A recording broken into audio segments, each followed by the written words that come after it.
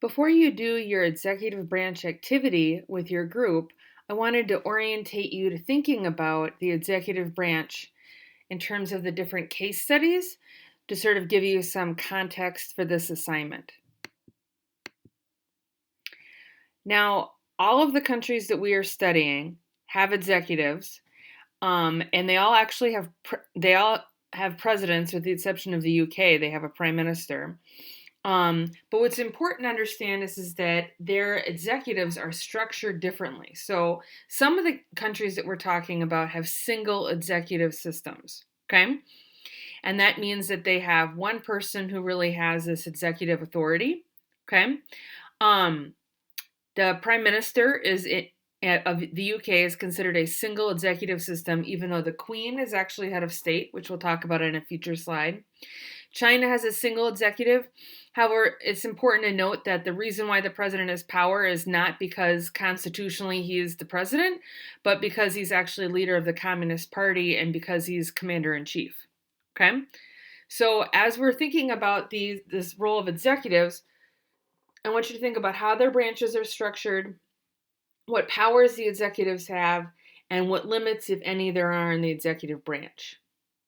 Okay? Some of the countries that we are studying have dual executive systems, okay? So in Russia, that's where they have the president and the prime minister.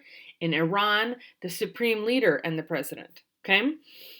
Russia is sometimes referred to as semi-presidential, okay? So think of semi-presidential as well as dual executive. What's interesting is that no political scientist would say that either Russia or Iran are particularly good examples of dual executive systems, okay? Normally when political scientists are talking about dual executive systems, they're looking more at like France or something like that. The reason why Russia is not a particularly good example of a dual executive system is because, as we know, it might have been designed to be that way, but in reality, the president has a lot of power and the prime minister has very little. Iran has a presidential system, but also has aspects of a dual executive too, because the supreme leader, although he's the head of state, he appoints top-ranking officials in the military. He appoints the director of all the state-run media organizations. He appoints all major religious leaders, including whoever gets to give Friday sermons. And he gets to appoint top judges. The supreme leader also has veto power and the ability to prevent certain candidates from even running for office. And he can declare war. Now, the president is actually the head of government and is actually the chief political executive, and the supreme leader is the chief religious executive, okay? And the president has his own separate powers, but it's important to understand that because of Iran's role as a theocracy, the supreme leader, as the chief religious official in the country, also has equal to, if not, one might argue, more power than the president. I would argue more. When talking about the executive branch, it's always important to note who is the head of government versus who is the head of state. Okay. Now, this person could have that role shared together. So, for example, the president of Nigeria is both the head of government and the head of state. Okay. The president of China is both the head of government and the head of state. Okay, that when I say here you need to know who the head of government is, I don't mean you have to know the name of the actual person, although it's helpful to know Vladimir Putin. But like, you don't have to know who the president of Mexico is right now, but you do have to know that the Mexican president is the head of government and the head of state. And you have to know how they get elected and what limits there are. So don't get hung up on memorizing the specific name of who has the office, but you need to understand what that office encompasses. When we in political science use this term of head of government, we're talking about the person responsible for proposing legislation and running the day-to-day operations of the national government. Also, in political science, we use this term head of state. It is important to understand that head of state can be the same as head of government, but some countries, like in Iran and in the United Kingdom, they separate out that job and give it to somebody else. The head of state is frequently a ceremonial leader. So most of the time when people think of separating out the job of head of state from head of government, they do think of someone like the Queen of England, who, because they have a constitutional monarchy, she's not actually a political leader. Like, she doesn't make decisions, she doesn't run the government. All of those major decisions are done by the prime minister, who is indirectly elected by the people, whereas obviously the Queen of England is not elected by anybody. But there are examples of where being the head of state actually can give you more power than being the head of government. And that person would be an example of the supreme leader of Iran. The supreme leader, I already on a previous slide sort of listed off all of his powers, but particularly if you take a look at the fact that he has the power to declare war, I think we can agree that that is more than just ceremonial leadership, okay? Something they have in common is that they are the official representative in foreign affairs. And so, like, what the supreme leader decides in terms of like Iran's relationship to the outside world is what stands. Very frequently, though, he is not going to meet with leaders of other countries. That is actually more often done by the president.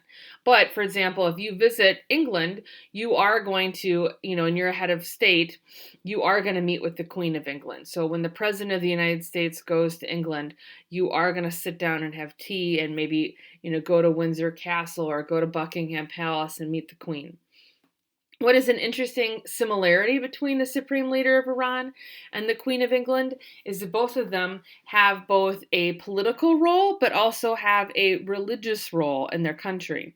So the Queen of England is the head of state and she represents the United Kingdom internationally, but she's also the head of the Church of England. Okay? She actually is above, for example, the archbishops and bishops. And so she is she is the head of the church. She gets to make religious decisions. She's supposed to have a direct connection with God. Similarly, the supreme leader of Iran is the, religious head of the country. He is the one interpreting the Quran for the people of Iran. He's the one appointing who gives the Friday, messages, in mosques. And so like he's actually deciding the religious message or religious direction for the country.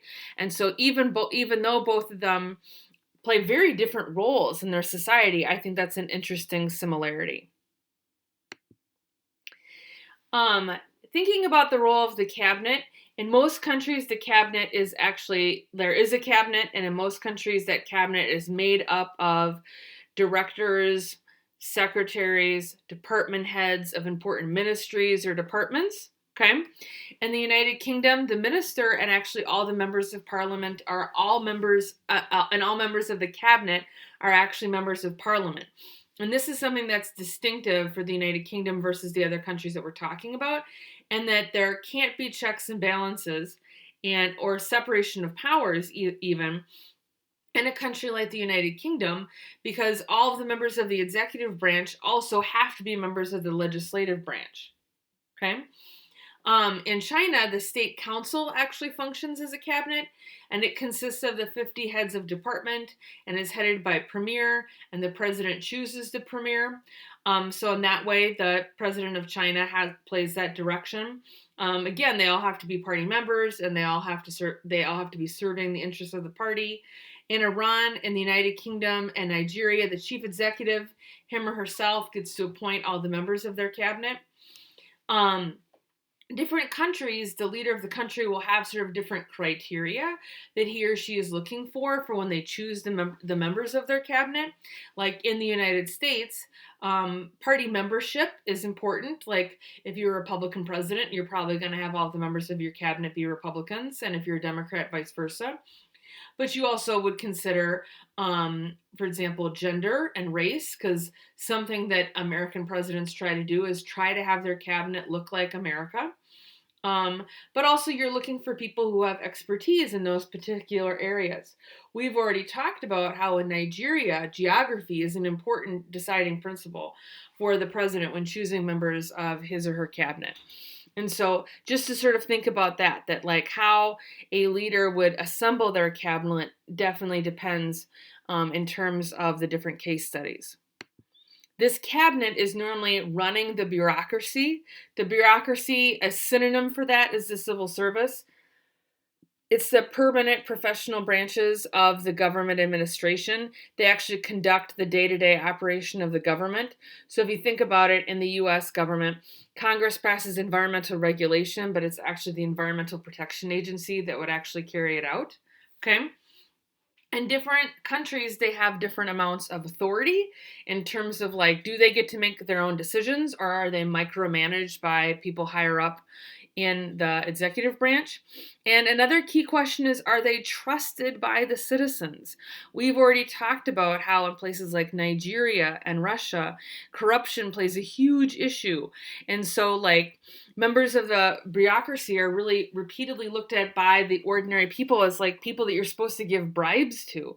And so that's really going to decrease the amount of authority they have. We've also talked about how in China, something that's really looked for is what is technocrats, which is one of the reasons why they've expanded the role of red capitalists in the Chinese Communist Party. So they're looking for people who have expertise in business, in finance, and things that might have led them down a more capitalistic path. But so this idea of, what the bureaucracy does in the country is a difference. When looking at our specific case studies, there are two specific terms that come up in terms of the role of the bureaucracy. One is Quangos, and so the United Kingdom has a unique bureaucratic creation, and Quangos stands for quasi-autonomous non-governmental organization. And such bureaucratic organizations operate at arm's length from the government and are more independent in their decision making. And so, the idea is that they are working with the government. They're not like totally autonomous though, but they're sort of autonomous. And we'll talk more about this when we look at the United Kingdom. In Iran, they also have semi-bureaucratic institutions. They're called bonyads, which are charitable trusts that distribute religiously donated money to various groups and run social programs. And this is one of the main ways that the Iranian government tries to take care of services for the poor. And it's all directly run out of the supreme leader's offices. So what you're going to do is with your group, you are going to fill out a form together using your notes and your books, and you're going to get a particular country, and you're going to look in depth at the executive branch. And the first part of the form demonstrates the United States, and sort of go through and answer all these questions using the United States. So if you're getting to a question, you're like, I don't even understand what that means, you could look at my potential answer. Afterwards, when we get together on Monday, you're going to be looking at what you filled out and then what another group filled out, and you're going to be making a double bubble chart together. So if you look at here where it says executive systems, you're going to be looking at, I need to see if I can change this. Nope, I can't. You're going to have, you're going to be getting a sheet, and you're going to be assigned a country and team members, and you're going to have to answer, how is the executive branch structured? How does it function? How is power allocated, etc.? And you're going to do that with your group members, and then you're going to be able to use that when we get together. So my hope is that you will be able to start thinking in depth about now that we're almost done with all the case studies, about about the executive branch, because we are gearing up for the AP exam.